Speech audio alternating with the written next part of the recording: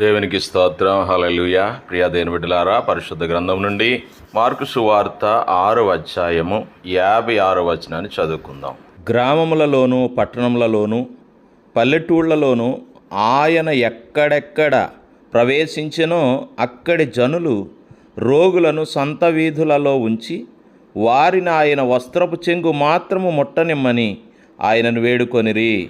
ఆయనను ముట్టిన వారందరూ స్వస్థత నొందిరి. హల్లెలూయా. గెన్నెసరతు వద్ద ఆయన దోణి దిగగానే జనులు ఆయనను గుర్తుపట్టారు. అనేక వేల మంది ప్రజలు పరిగెత్తుకొని వచ్చారు. ఆయన ఎక్కడైతే ఉన్నాడో అక్కడ రోగులను మంచముల మీద మోసుకొని వచ్చారు. సంత వీధుల్లో ఆయన ప్రవేశించిన చోటులెల్లా రోగులను ఉంచి వస్త్రపు చెంగు ముట్టుకొనుటకు మాకు సెలవిమ్మని ఆయనను వేడుకున్నారు. ఆయనను ముట్టిన వారందరూ స్వస్థత నొందిరి. హల్లెలూయా. ఎంతోమంది రోగులు వచ్చారు, వేడుకున్నారు. కానీ ఆయన్ని ఎవరైతే తాకారో వారికే స్వస్థత వచ్చింది. రక్తస్రావంతో బాధపడుతూ ఎన్నో ఏండ్లుగా అవమానము నిందలు అనుభవిస్తూ ఉన్న ఆ మహిళ యేసు మాత్రమే తన వ్యాధిని బాగు చేయగలడని విశ్వసించింది. నా ప్రియ సహోదర సహోదరి, మనము కూడా ఆయనను స్పర్శించాలి. ఆయన శక్తి మనలో ప్రవేశించడం ద్వారా స్వస్థత పొందాలని ఆశించాలి. ఆమెతో పాటు తోపులాటలో అనేకులు ఆయనను తాకారు, కానీ వారికి ఎవరికీ స్వస్థత రాలేదు. కేవలం మనస్ఫూర్తిగా విశ్వాసంతో తాకిన ఆ రక్తస్రావపు స్త్రీకి మాత్రమే స్వస్థత చేకూరింది. హల్లెలూయా. ఇక్కడ 3 విషయాలు మనం చూడగలం. చాలా మంది జనులు చూస్తున్నారు, గుర్తుపడుతున్నారు యేసయ్యని.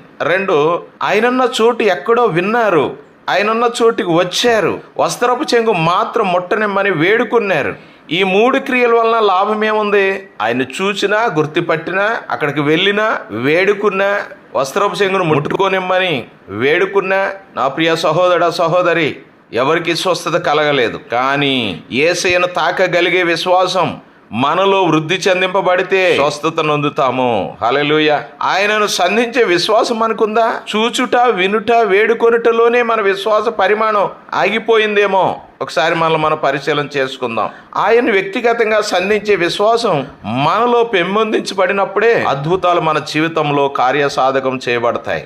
కనాను స్త్రీ తన విశ్వాసం, విధేయత ద్వారా ఆయన హృదయాన్ని తాకింది. శతాధిపతి తన అమూల్యమైన విశ్వాసం ద్వారా యేసును హృదయాన్ని తాకాడు. నీ జీవితంలో స్వస్థత, విడుదల, ఆత్మ మేలులు పొందుకోవాలి అని ప్రశ్నిస్తున్న ప్రతి ఒక్కరూ ఆయన్ను వ్యక్తిగతంగా సొంత రక్షకునిగా అంగీకరించి తమ ప్రవర్తన ద్వారా ఆయన్ను స్పర్శించి శారీరక, ఆధ్యాత్మిక ఆశీర్వాదాలు పొందుకోవాలి. స్తోత్రం. హల్లెలూయా. నా ప్రియ దేవుని బిడ్డలారా, ఆయన క్రీస్తునందు వినియోగపరిచిన బలాతిశయను బట్టి విశ్వసించు మన యందు ఆయన చూపుచున్న తన శక్తి యొక్క అపరిమితమైన మహాత్యం ఎట్టిదో మీరు తెలుసుకొనవలనని మన ప్రభు అయిన యేసుక్రీస్తు యొక్క దేవుడైన మహిమా స్వరూపియగు తండ్రి తన్ను తెలుసుకొనుట యందు మీకు జ్ఞానమును ప్రత్యక్షతను గల మనసు అనుగ్రహించినట్లు నేను నా ప్రార్థనలు యందు మిమ్మును గూర్చి విజ్ఞాపన చేయుచున్నాను. ప్రతి దినము ప్రార్థన ద్వారా ఆయన స్పర్శిస్తూ, ఆయన స్పర్శను అనుభవిస్తూ దేవుని దగ్గర నుంచి ఆత్మీయ ఆశీర్వాదాలను పొందుకుందాం. దేవుడు మిమ్మల్ని దీవించును గాక.